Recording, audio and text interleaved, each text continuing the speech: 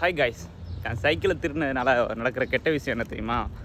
என் மூஞ்சி ஃபுல்லாக அந்த ஒழுகுதில்ல, இதுதான். இது ஒன்றும் நான் குளிச்சுட்டு ஒன்றும் துடைக்காமல் வரல, எதுக்கு வேறுக்குனே தெரியாமல் வேர்த்துக்கிட்டு இருக்குது.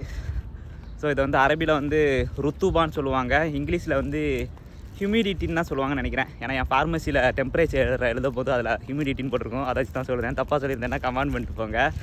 ஸோ இன்றைக்கி சைக்கிள் இல்லைங்கிறதுனால ரூமில் இருந்து நடந்து போயின்னு இருக்கிறேன். ஒரு 20 நிமிஷம் எடுக்கும் நான் நடந்து போகிறதுக்கு. ஆனால் சைக்கிளில் போகிறதா இருந்தேன்னா 7 நிமிஷத்தில் நான் ரூமுக்கு போயிடுவேன். இப்போ பாதி தூரம் தான் கடந்திருக்கேன். இவ்வளோ தூரம் வந்துட்டேன். என் ஃபார்மசி அவ்வளோ தூரம் அந்த பில்டிங்க்கு பின்னாடி வரைக்கும் போகணும். ஸோ அதுக்குள்ளேயும் எனக்கு தாரையாக வேர்த்துருச்சு.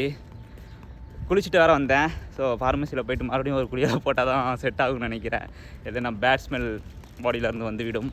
ஸோ இதில் நான் வருத்தப்படுற விஷயம் என்ன அப்படின்னு கேட்டிங்கன்னா, நான் இப்போ ஃபார்மசிக்குள்ளே போயிட்டேன்னா எனக்கு 11 மணி நேரம் வேலையில் மேக்ஸிமம் ஒரு பின்னாடி இருக்க சூப்பர் மார்க்கெட்டுக்கு போகிறதுக்கு, இல்லை லைட்டாக ஏதாவது சின்ன வேலையாக வெளியே போகிறதுக்கு மட்டும் தான் நான் வெளியே வருவேன். அது வரைக்கும் நான் ஏசிக்குள்ளே தான் ஒர்க் பண்ணிகிட்ருப்பேன்.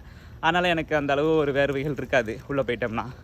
ஆனால் இந்த வெளியே சைட் ஒர்க் பார்க்குறாங்களா, சைட் ஒர்க் பார்க்குறவங்களா இருக்கட்டும், இல்லைனா ரோட்டை சுத்தம் பண்ணுறவங்களா இருக்கட்டும், இவங்கன்னா எப்படி 12 மணி நேரம் 13 மணி நேரம், சம் பீப்புள்ஸ் வந்து ரொம்ப நேரம் வேலை பார்க்குறவங்கன்னா இருக்காங்க.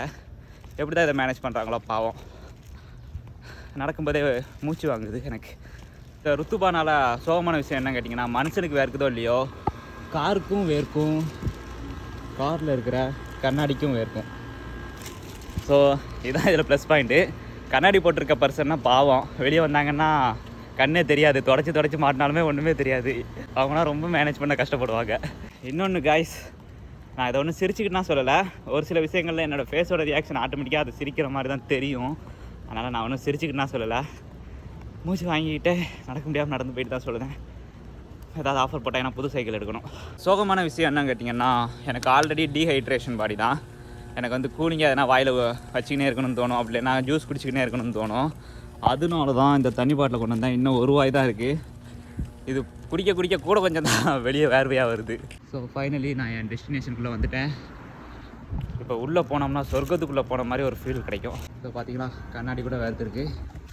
ஏன் மூஞ்சி அதோட வேறு ஓவராக இருக்குது.